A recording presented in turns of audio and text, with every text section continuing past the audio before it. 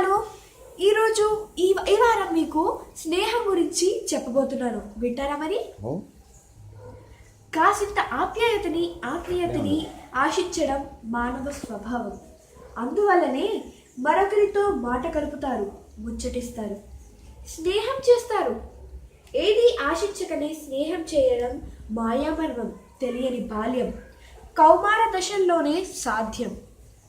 అమాయకంగా అప్రమేయంగా మనుషులమై మమత చూపే లక్షణమే స్నేహానికి దారితీస్తుంది. కానీ మనుషులు ఆ రెండు దశల్లోనే ఆగిపోరు. యవ్వనం, నడిప్రాయం, వార్ధకవ్యం రావడం సహజ పరిమాణం. ఈ దశలోనూ స్నేహాలుంటాయి. వాటి వెనుక అప్రకటిత షరతులుంటాయి, పరిమితులుంటాయి. కొన్ని స్నేహాలు ఎక్కువ కాలం కొనసాగినట్టు కనిపించినా ఎక్కడో ఏదో ఓ దశలో ఆగిపోతాయి, తెగిపోతాయి. మానవ సంబంధాలన్నిటినీ వ్యాపారమయంగా చేసిన వ్యవస్థలో ఇది అనివార్యమైన స్థితి. తొలి దశలో పరిచయాలు స్నేహాలుగా మారతాయి. కానీ ఎవరి జీవితాల్లో వాళ్ళు స్థిరపడే క్రమంలో దూరమవుతారు.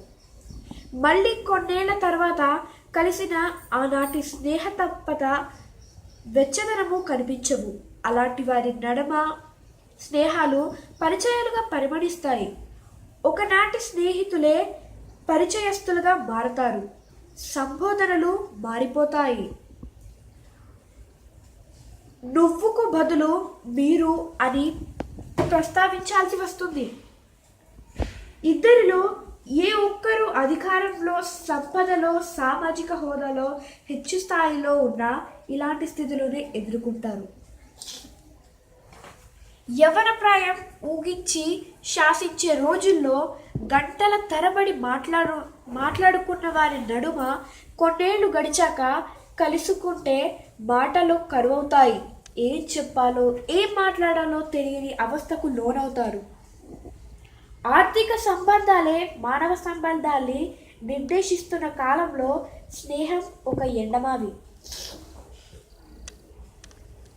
అవసరార్థ సంబంధాలు చలామణమయ్యే చోట ఆప్యాయంగా మాట్లాడుకునే సన్నివేశాలు అరుదవుతాయి. చాలామంది అవసరం ఉంటే తప్ప ఫోన్ చేయరు, ఏదో పని పడితే తప్ప పలకరించరు, పండుగల్లో, పెళ్ళిళ్ళలో, మరేమో ఉత్సవ సందర్భాల్లో తప్ప కలుసుకోరు. ఇలాంటి యాంత్రిక దశలలో నెట్టబడుతున్నామనే స్పృహ కూడా లేకుండా మనుషులు పరుగులెత్తుతున్నారు. తన మనసులోని మాట చెప్పుకోవడానికి, లోపలి అలజడిని పంచుకోవడానికి ఒక్కరంటే ఒకరు స్నేహశీలి మీకున్నారా? లేదా మిమ్మల్ని ఆప్తులుగా, ఆత్మీయులుగా భావించి మీ భుజం మీద తలవంచే మనుషులెవరైనా ఉన్నారా?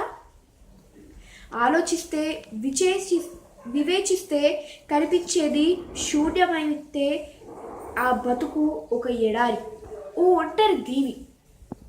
కానీ మిమ్మల్ని మీరు కాపుడు కావాలంటే స్నేహం కాస్త చాచాలి. కాసింత దయ, స్నేహం చూపే స్వభావం సంతరించుకోవాలి. ప్రేమ రాహిత్యం కన్నా స్నేహరాహిత్యం మరింత దారుణం. ఫేస్బుక్ అకౌంట్లో వందలాది మంది ఫ్రెండ్స్ ఉండొచ్చు, కానీ మిమ్మల్ని యథార్థంగా అంగీకరించి అర్థం చేసుకుంటూ ఆప్యాయత చూపే నిజమైన స్నేహశీలి ఒక్కరైనా ఉండాలి. అప్పుడే బతుక్కి ధన్యత, స్నేహానికి యోగ్యత. ఓ, ఇవాళ ఫ్రెండ్షిప్ డేనా? అవును. అందు గురించే ఈ వ్యాసం ప్రిపేర్ చేసుకున్నావా? యా. Very good. వారం ఇలా చూస్తావా? Yeah, of course. Thank you. Thank you.